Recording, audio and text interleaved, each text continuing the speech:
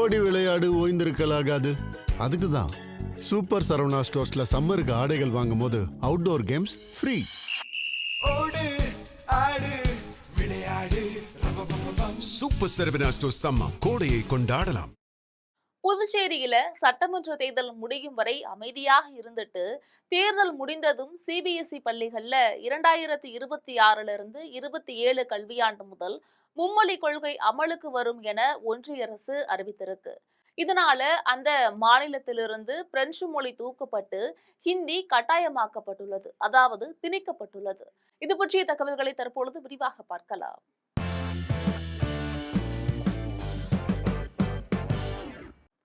இரட்டை என்ஜின் அரசின் இந்த திணிப்புக்கு புதுச்சேரியில கடும் எதிர்ப்பலையும் கிளம்பி இருக்கிறது. அங்க இருக்கக்கூடிய காங்கிரசும் திமுகவும் இந்தி திணிப்புக்கு கடுமையாக எச்சரிக்கையும் விடுத்திருக்காங்க.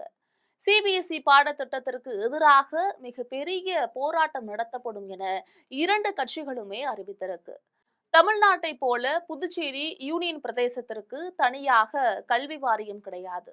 அங்க இருக்கக்கூடிய புதுச்சேரி, காரைக்கால் பகுதிகளில் தமிழ்நாடு பாடத்திட்டம் தான் பின்பற்றப்படுகிறது. இதற்கிடையே 2024 இருந்து 25 கல்வியாண்டு முதல் அரசு பள்ளிகள்ல புதிய கல்விக் கொள்கை அமல்படுத்தப்பட்டிருக்கு. இதனால புதுவை மாநில அரசு பள்ளிகளில் முழுமையாக சிபிஎஸ்இ பாடத்திட்டம் அமல்ல இருக்கு அப்படின்னு சொல்லலாம். மேலும் தமிழ்நாட்டை போலவே புதுச்சேரியிலும் இருமொழி கொள்கையே கடைபிடிக்கப்பட்டு வருகிறது. அதாவது அரசு பள்ளிகள்ல தமிழும் ஆங்கிலமும், தனியார் பள்ளிகள்ல தமிழ், பிரெஞ்சு, ஆங்கிலம் ஆகியவற்றில் ஏதாவது 2 மொழிகளை படிக்கலாம் என்ற நிலை இருந்திருக்கு. இந்த சூழல்ல தான் ஒன்றிய அரசின் சிபிஎஸ்இ ஏப்ரல் 27ஆம் தேதி ஒரு முக்கியமான அறிவிப்பை வெளியிட்டிருக்கு.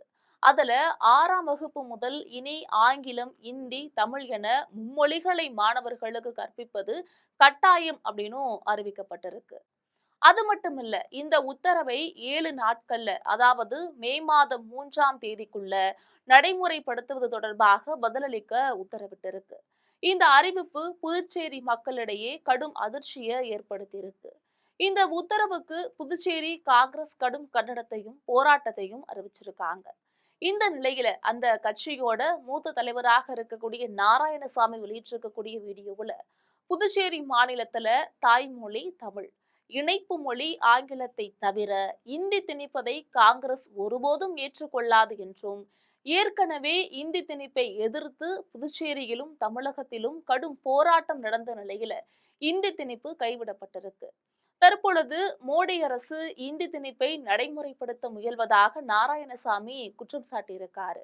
அது மட்டுமில்ல, இந்தி திணிப்புக்கு என்ஆர் காங்கிரஸ் கட்சி தலைவரும் புதுச்சேரி முதலமைச்சருமான ரங்கசாமி உறுதுணையாக இருந்து வருவதாக நாராயணசாமி சாடியிருக்காரு. புதுவை சட்டமன்ற தேர்தல் முடிவு வெளிவருவதற்கு முன்னாடியே அவசரமாக ஏன் இந்தி திணிக்க முயற்சிக்கிறார்கள் என்று நாராயணசாமி கேள்வியும் எழுப்பியிருக்காரு. மேலும் புதிய பாடத்திட்டம் என சொல்லி இந்தியை திணித்து பிரெஞ்சு மொழியை தூக்குவதை காங்கிரஸ் ஏற்காது என்று நாராயணசாமி திட்டவட்டமாக குறிப்பிட்டிருக்காரு. அதே போல கடும் எதிர்ப்பு தெரிவித்திருக்கக்கூடிய புதுவை திமுக பிரெஞ்சு அக்ரிமெண்டில் மக்கள் விரும்பக்கூடிய வரை பிரெஞ்சு மொழி தொடரும் என்று உறுதி தரப்பட்டிருக்கக்கூடிய நிலையில ஒன்றிய அரசு இந்த உத்தரவை உடனடியாக திரும்ப பெறவில்லை என்றால் மிகப்பெரிய போராட்டம் நடத்தப்படும் என்று எச்சரித்திருக்கு. பாஜகவின் இரட்டை என்ஜின் அரசு மாநில மக்களை வளர்ச்சி பாதையில் கொண்டு செல்லும் என்று உத்தரவாதம் தந்தது எல்லாம் பொய்யா கோபால் என்று மோடியை நோக்கி கேள்வி கேட்காமல் இருக்க முடியாது. இது பற்றி உங்களுடைய கருத்துக்களை மறக்காமல் கமெண்டில் பதிவிடுங்கள். இது போன்ற அரசியல் செய்திகளுக்காக எப்பொழுதும் இணைப்பில் இருங்கள் ஜெம் தொலைக்காட்சியோடு.